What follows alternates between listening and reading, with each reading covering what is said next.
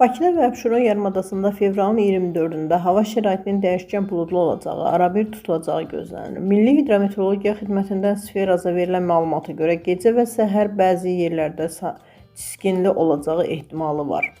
Şimal-qərb küləyi gündüz şimal-şərq küləyi ilə əvəz olunacaq. Havanın temperaturu gecə 3-5 dərəcə isti, gündüz 7-9 dərəcə isti olacaq. Atmosfer təzyiqi 761 mm civə sütunundan 764 mm civə sütununa yüksələcək. Nisbi rütubət 70-80% olacaq. Azərbaycanın rayonlarında hava şəraitinin bəzi yerlərdə arabir yağıntılı olacağı gözlənilir. Ayrı-ayrı yerlərdə intensivləşəcəyi, dağlıq ərazilərdə qar yağacağı ehtimalı var. Gecə və səhər bəzi yerlərdə duman olacaq. Mülayim şərq küləyi əsəcək.